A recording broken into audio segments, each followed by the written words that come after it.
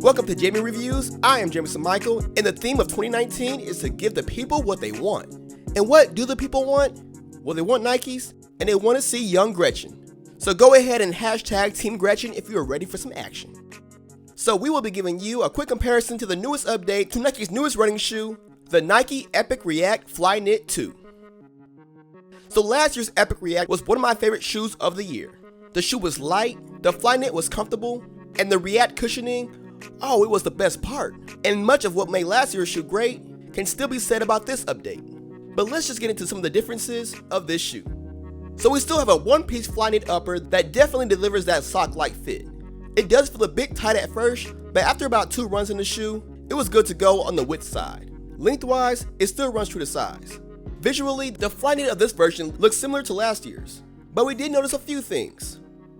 The Flyknit in this update is just a tad more structured.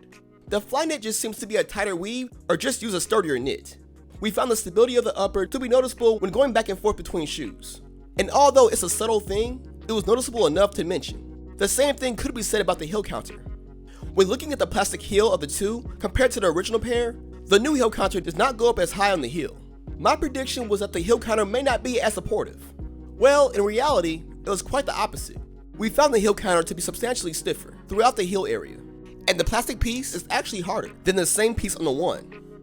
And the heel support throughout the knit does not flex down as easy. Now, did this make the shoe any better? In ways, yes. The heel lockdown was a bit better, but the stiffness in the heel took a while to get used to. I personally preferred the less structured heel just based off of comfort, but young Gretchen was good with either one. The other change is the swoosh.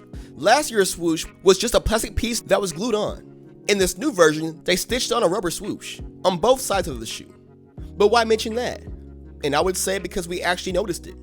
It doesn't cause a major pressure point to where you would really feel it, but our feet could feel where the swoosh was. And my question was, why? What was the point of stitching the swoosh besides the aesthetic? So then I came with the thought of maybe the stitching was a low-key way to make the knit a bit more structured around the midfoot to kind of tighten everything together. Because I would say the midfoot did feel a bit more structured. Besides that, the upper is kind of what it looks like. The plastic overlays where the laces go through are now segmented halfway, instead of being one piece like last year's. But that really didn't change anything. So yeah. Oh, one more thing. We still got a pull tab.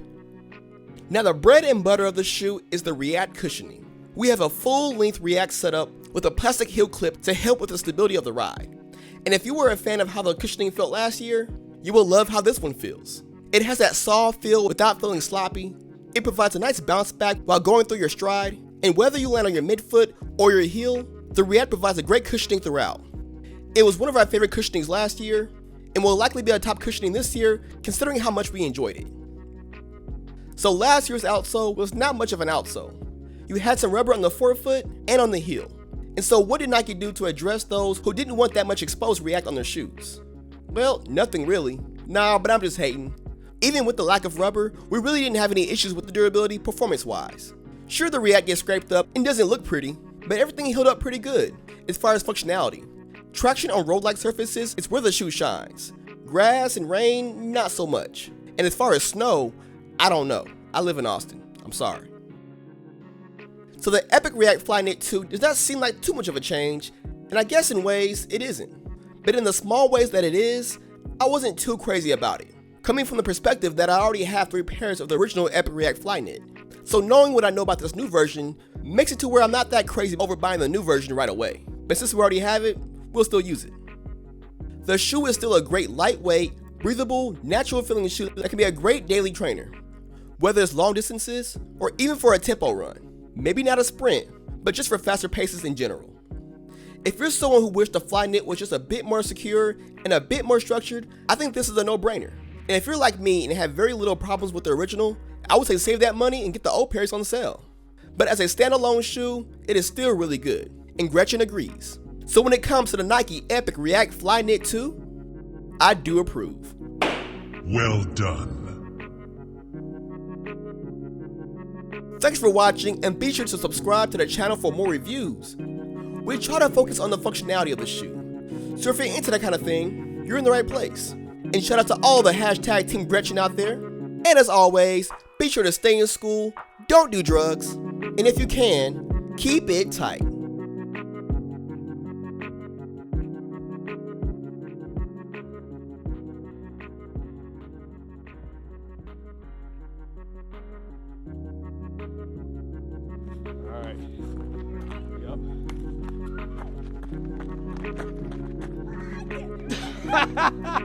Oh.